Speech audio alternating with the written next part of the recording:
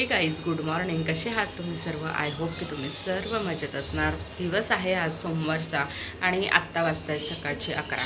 तर कृष्णाला आत्ताच मी स्कूलमधून सोडून आलेली आहे आणि त्याला आज टिफिनमध्ये पत्ताकोबीची भाजी आणि चपाती होती. आत्ता आम्हाला बनवते मी कंटोली रानभाजी.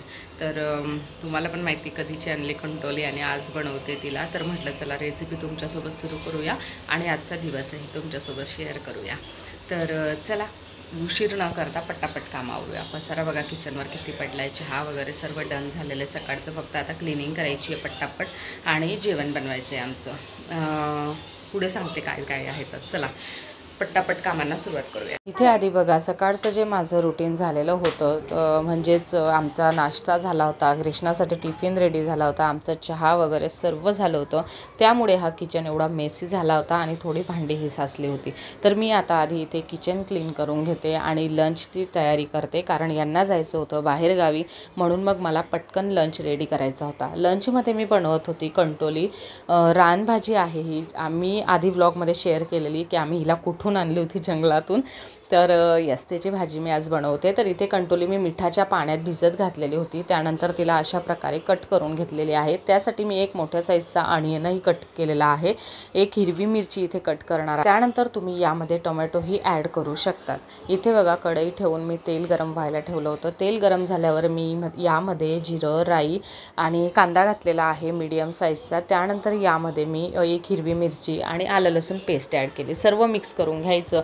झाकण ठेवून याला 5 मिनटं शिजू द्यायचं. थोडासा कांदा शिजला, शॅलो फ्राय झाला की आपल्याला यामध्ये थोडी कोथिंबीर ॲड करायची आहे. पुन्हा एकदा सर्व मिक्स करून घ्यायचे. मग यामध्ये गॅस कमी करून सर्व प्रकारचे सुके मसाले घालायचे. मसाले खाली लागायला नको म्हणून आपल्याला गॅस कमी ठेवायचा आहे.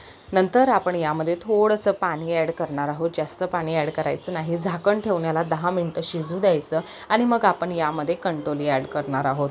सर्व कंटोली अशा प्रकारे मिक्स करून घ्यायची. मग यामध्ये थोडंसं पुन्हा एकदा पाणी ॲड करायचं, कारण ती कंटोली चांगल्या प्रकारे शिजली पाहिजे. त्यानंतर आपण यामध्ये चवीपुरता मीठ घालणार आहोत आणि वरतून खूप सारी कोथिंबीर घालायची आहे आणि सर्व प्रकारे पुन्हा एकदा मिक्स करून घ्यायचं आणि झाकण ठेवून हिला 15 ते 20 मिनटं शिजू द्यायची.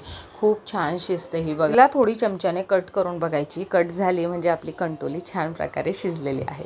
तर चला इथे होती ही संध्याकाळ, म्हणजे काहीतरी 4-4:30 झालेले असतील आणि पाऊस थोडासा येऊन गेलेला होता.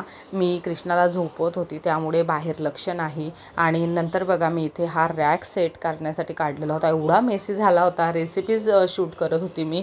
कुठलं भांडं कुठं ठेवते हे काही लक्ष नव्हतं आणि रॅक पूर्ण मेसी झालेला होता. म्हणून त्याला आज सेट करायचा होता. आणि नवीन कुकिंग सेटही आला होता, तर त्यालाही ठेवण्यासाठी जागा करायची होती मला. म्हणून मी म्हटलं चला आज पूर्ण रॅक सेट करून घेऊया. त्याला मी क्लीन आत्ताच केलेला आहे, म्हणून मग मला त्याला जास्त धुवून स्वच्छ करण्याची गरज नव्हती. फक्त त्याला अशा प्रकारे छान सेट करून ठेवायचा होता. आणि असं काही थोडेफार चेंजेस करत राहिले की आपल्याला जरा छान वाटतं. आणि मला खूप आवडतं किचनमध्ये असे चेंजेस करायला. मी बऱ्याचदा कॅमेऱ्यामध्ये शेअरही नाही करत, पण मी माझंच इकडच्या तिकडं काहीतरी ठेवत असते आणि मला ते खूप आवडतं मनापासून. कुठलेही मी बेडरूममध्येही तसंच करत असते.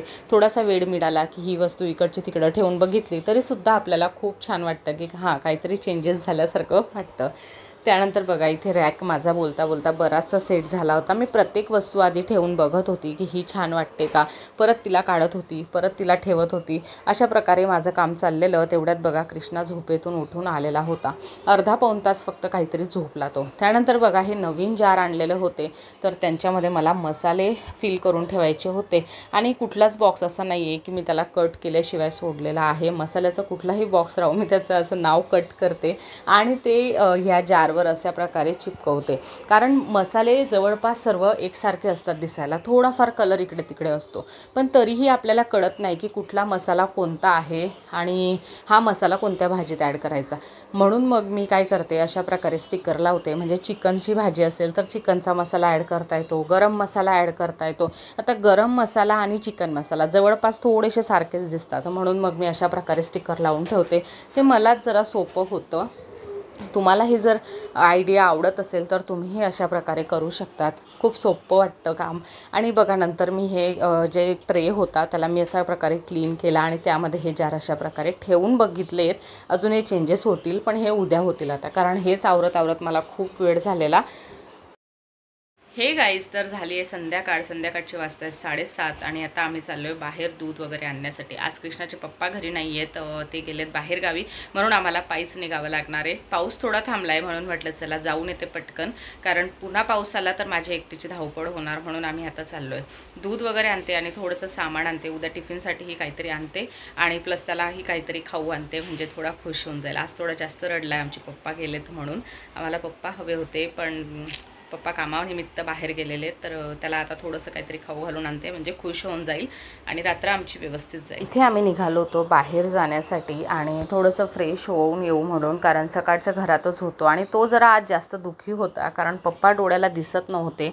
पप्पांच्या अंगावरचा जास्त आहे माझ्यापेक्षा, मी जास्त कामात असते आणि ते त्याच्यासोबत जास्त खेळतात. ॲक्च्युली संध्याकाळी ऑफिसवरून घरी आले की दोघं घरामध्ये क्रिकेट खेळतील, काहीतरी मस्ती करतील. तो बऱ्याचदा त्यांच्या अंगावर जास्त खेळत असतो, माझ्याकडे तो येत नाही एवढा, त्यामुळे मग त्यांची आठवण त्याला जरा जास्त येत होती आणि त्याच्या समोर गेले ते, म्हणून मग त्याला ते सारखं आठवत होतं पप्पा कुठं गेले, कधी येतील, हेच त्याचं सारखं चाललेलं. म्हटलं चल आपण फिरून येऊ, थोडंसं खाऊ वगैरे आणला की मग लहान मुलं खुश होऊन जातात, तर तसंच काहीतरी होतं. आणि इथे बघा माझ्या पुढे पडत होता नुसतं. तर गाईज, आत्ता माझी कामं सर्व आटोपली आहेत आणि निवांत बसलेली होती, म्हणून म्हटलं चला तुमच्यासोबत बोलून घेऊया थोडंसं. आणि आज याचे पप्पा गावाला गेले तर एवढी कामं नाही झाली, कारण तो चिडचिड करत होता, रडत होता सारखा आणि परेशान करत होता, म्हणून मग आज एवढं काही शूट झालं नाही. घरातली कामच एवढी नाही झाली, जेवढी होती तेवढी मी आठवण करण्याच्या मागे होती पटापट. तो जेवढा वेळ झोपला तेवढा वेळ मी रॅक वगैरे सेट केला माझा, पण आज झोपही नाही लागली त्याला. अर्धा पाऊण तासात काहीतरी उठला. तेवढ्या वेळात रॅक खूप मेसी झालेला माझा, तर तो मी क्लीन केलेला, कारण रेसिपी एवढ्या शूट होतात ना की रॅककडे लक्षच नसतं. जे भांडं मला लागणार आहे ते काढते, लगेच ठेवते, लगेच त्याच्यातून दुसरं काढते, त्याच्यामध्ये रॅककडे लक्ष नसतं की तो किती मेसी होतोय. पण तो जास्तच मेसी वाटत होता मला, तर मी आज त्याला पूर्ण सेट केला. प्लस जे नवीन कुकिंग सेट आलेले होते तेही मला त्यामध्ये ॲडजस्ट करायचे होते, तर मग तेही मी तिथे सेट केले व्यवस्थित. बघूया आता किती दिवस असेच राहतात. इथे चाललंय तर येस, आता जसं होईल उद्याचं रुटीन तसं मी तुमच्यासोबत शेअर करेल. उद्या हाही स्कूलला जाईल तर माझं थोडंसं रुटीन व्यवस्थित बसेल आणि मी चांगलं काहीतरी बेटर तुमच्यासोबत शेअर करेल. उद्या श्रावण येतोय आता, तर पूर्ण घराची क्लिनिंग करावी लागणार आहे, म्हणून मी सुरुवात आधी किचनपासून केलेली आहे.